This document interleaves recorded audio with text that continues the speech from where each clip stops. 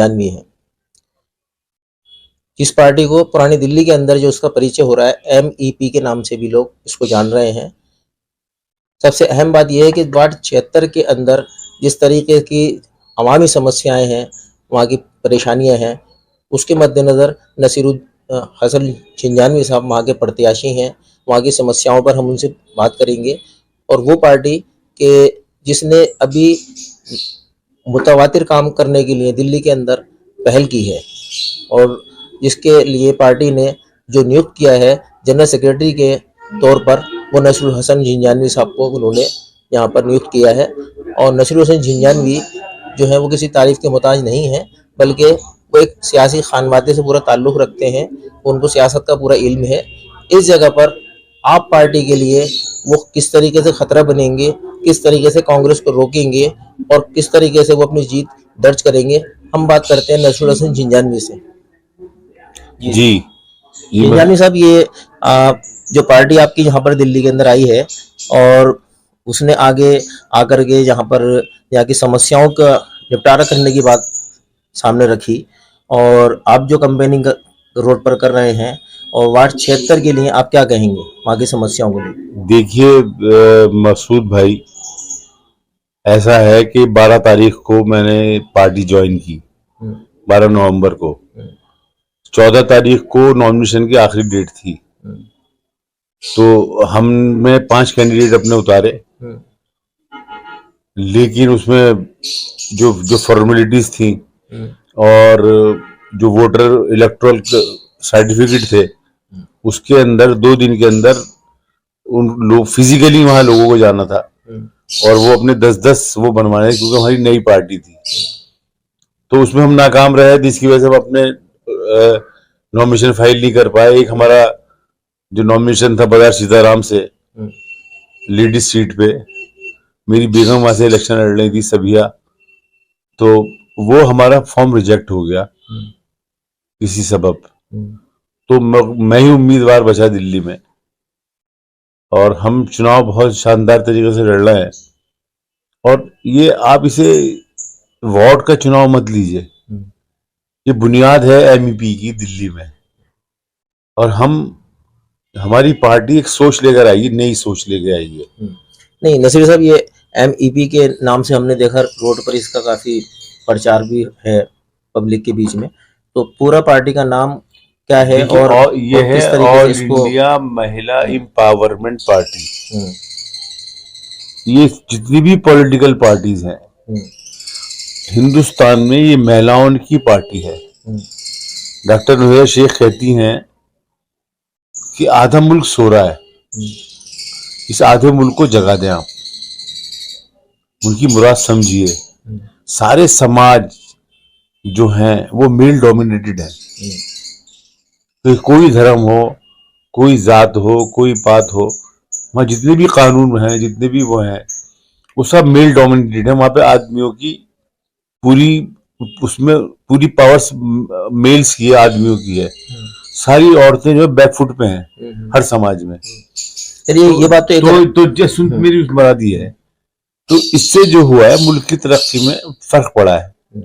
ये आधे लोग अगर मुल्क की यहाँ पर जो हम देख रहे हैं कि आप पार्टी की तरफ से जो बात आ रही है कूड़े की सफाई की, कूड़े के पहाड़ों के लिए संघर्ष करेंगे, उसके लिए लड़ेंगे, तो यहाँ हमने देखा सभी वार्डों के अंदर जो बात चल रही है सफाई की, कोई कह रहा है दिल्ली को स्वच्छ करना है, लेकिन आपकी पार्टी जो है यहाँ पर आने के बाद में यहाँ के हलकों के किन मसाइल को लेकर के आगे आ रही है? सबसे पहले जो मैंने मसला उठाया है यहाँ पर वो ये है कि ये पुरानी दिल्ली से मैं खड़ा हुआ हूँ, यहाँ कल्चर है थैली, फ्लैट बन गया 5-5 मंजिला, जगह है नहीं, यहाँ थैलियां फेंकते हैं लोग, जिससे गलियां गंदी रहती हैं, मोहल्ले गंदे रहते हैं।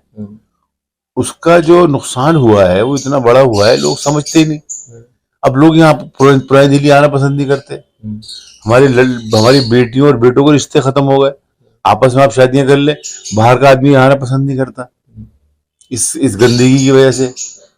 तो हमारा एजेंडा यही है कि जितनी भी RWs है उनके अंदर इतनी पावर्स दी जाएं या कॉर्पोरेशन का एक फंड क्रिएट किया जाए कि सफाई कर्मचारी की जिम्मेदारी उन लोगों के जिम्मे हो, जितनी आरडब्ल्यू है, और उसकी बकायदा उसकी सैलरी हो आरडब्ल्यू सफाई कर्मचारी की, और फ्लैट से कूड़ा उठाया जाए और वो कूड़े घर तक पहुंचाया जाए। ये हमारा प्लान है। हमारा ये भी प्लान है कि पुरानी दिल्ली एक छोटा सा इलाका है, कंजेस्टेड, डेंसली पॉपुलेटेड, यहाँ पर सड़कें चौड़ी नहीं हो सकती, आबादी कम नहीं हो सकती। तो हमारा प्लान ये है कि जितने भी ठेले हैं जो सब्जियां बेचते हैं ठेले लगाते हैं, उनके लिए या तो कॉर्पोरेशन का कोई ग्राउंड ले या कोई ऐसे ग्राउंड बना ले पुरानी दिल्ली में जहां ये सारे ठेले खड़े हो जाए। ये छोटी सी शक्ल बन जाए मार्केट की, 3 घंटे की 4 घंटे की, और लोग भी जरा से इसमें एक्टिव हो जाए, जाके वहां से सामान ले लें। और जो सड़कें हैं उसे वन वे करेंगे हम, ये हमारी कोशिश है। फ्यूल आनकर जाने का रास्ता इधर से हो, आने का रास्ता उधर से हो। ऐसे ऐसे आपको अगर तुर्कमान गेट जाना है तो इस रास्ते से आइए और इस रास्ते से जाइए। तो जब ही इस पुरानी दिल्ली का मसला, इसका कंजेशन का मसला हल होगा, और इंक्रोचमेंट जो न लोगों को खुद रोकनी पड़ेगी। डॉक्टर नोहिरा शेख बार बार ये कहती हैं, ना सरकारों ने काम किया है, ना करेंगी, ना आगे करी, ना होगा, ना अब करती, हमें खुद सुधरना पड़ेगा, नहीं यहाँ पर डस्टबिन में डालना पड़ेगा। नसीब साहब यहाँ पर वार्ड, यहाँ लोगों को खड़ा करना पड़ेगा हमें।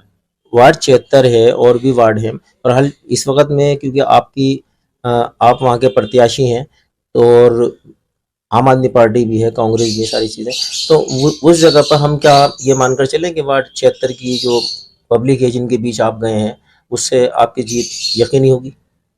बिल्कुल, मैं तो एक सोच लेके आया हूँ, एक सोच लेके आया हूँ, बिल्कुल एक नई सोच लेकर आए हम। लोगों समझना है, हम हमारे साथ अगर एक आदमी जो हमारी सोच के साथ आ गया तो हमारी तो जीत है पक्की। आप खुद बताइए, अगर आधे लोग अगर एक्टिव हो जाएंगे तो तरक्की कहाँ जाएगी? 10 का फर्क है पूरा। अब एक आदमी काम कर रहा है, अब जब हमारे साथ महिला काम करेगी तो 11 हो जाएंगे, 1 और 1 11 होते हैं। ताकत का अंदाजा नहीं है आपको। हमने सारे मसाइल हल होंगे, कारोबार के मसाइल हल होंगे, घरेलू मसाइल हल होंगे, समाज के मसाइल हल होंगे, सफाई कर्मचारी दूसरे मसाइल हल होंगे। हम बैठ के मशवरा करेंगे, एक राय लेंगे। अभी आपके सामने कुछ एक प्रोटेस्ट किया हमारी औरतों ने आगे बाहर, तो उसका रिजल्ट कितना अच्छा आया, पता चला ताकत है हमारी। और डॉक्टर नोहिरा शेख हिजाब पहन के सारा काम करती हैं।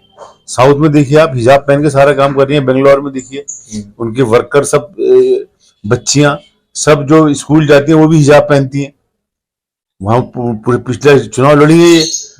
कर्नाटक में 222 सीटों पे चुनाव लड़ी है।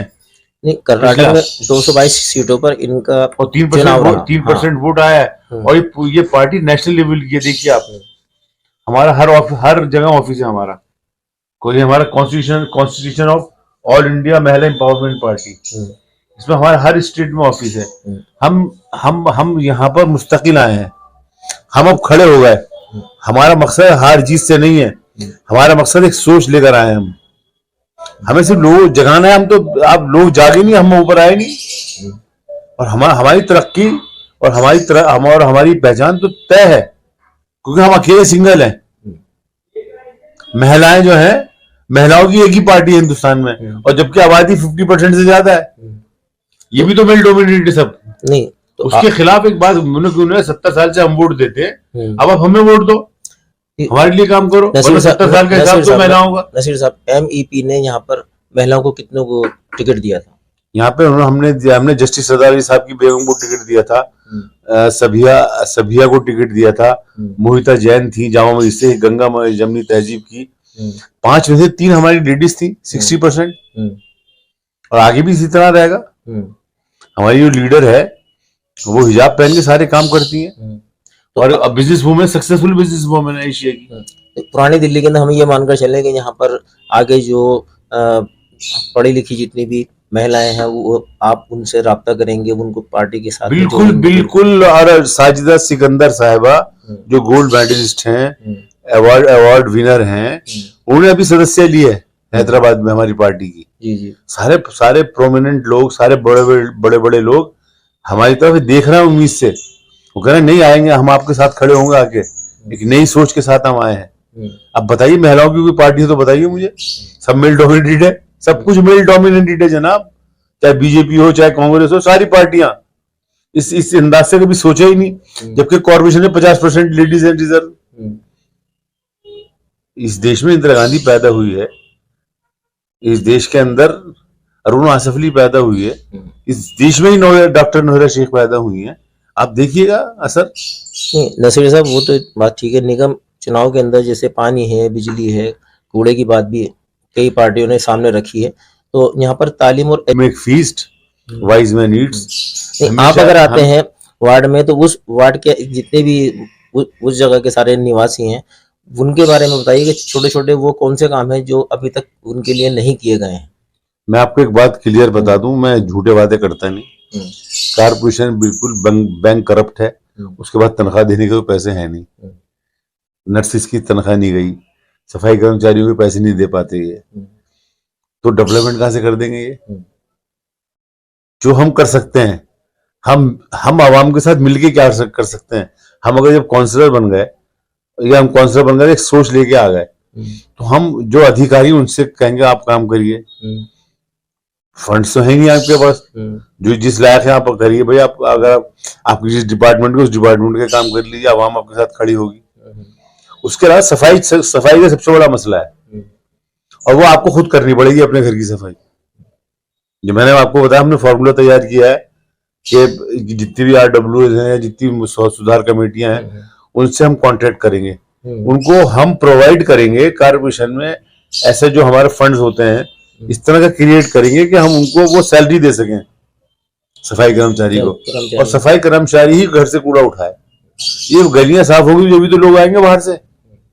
बहुत बुरी हालत है ये। सोशल समाज में इतनी बड़ी प्रॉब्लम है, हर घर में लड़कियां बैठी हैं, लड़के बैठे हैं, आपस में शादी कर लीजिए आप, पुरानी दिल्ली में तो हो जाएगी।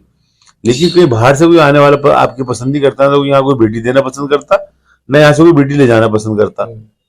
अब कोई लड़की देखने भी आता है, पुरानी दिल्ली में देखेंगे, तो उसको घर तक पहुंचते पहुंचते उसका इरादा बदल जाता है। इतनी गंदगी है इस इलाके में। तो अपना बेसिक प्रॉब्लम्स को सुधारो और इंक्रोचमेंट रोक लो भाई दुकानों की। ये तो तुम्हें रोकनी पड़ेगी, सरकार तो रोकेगी नहीं आगे। या आप अपने अंदर शऊर लाइए। आप रोजी भी जायज वही है जो अपनी हद में रह गए हो। सरकारी जमीन पे आप इंक्रोचमेंट करके आप रोजगार करेंगे, वो इस्लामिक तौर पे भी जायज नहीं है, वो रोजी जायज नहीं है रोजी। वो इसको लोगों पर बताना है, लोगों को बताना है कि भाई ये सही क्या है, गलत क्या है। काम तो लोगों को ही करना है। हम बताएंगे लोगों को, हम लोगों को खड़ा करेंगे। उसमें एक फोर्स को हम निकालना चाहते हैं बाहर, जो दबी बैठी है, उसको हम बाहर निकाल देंगे, हमारे मसले हल हो जाएंगे, ज्यादा प्रॉब्लम नहीं है। पुरानी दिल्ली के अंदर हम नसीरुल हसन झिंझानवी के पास में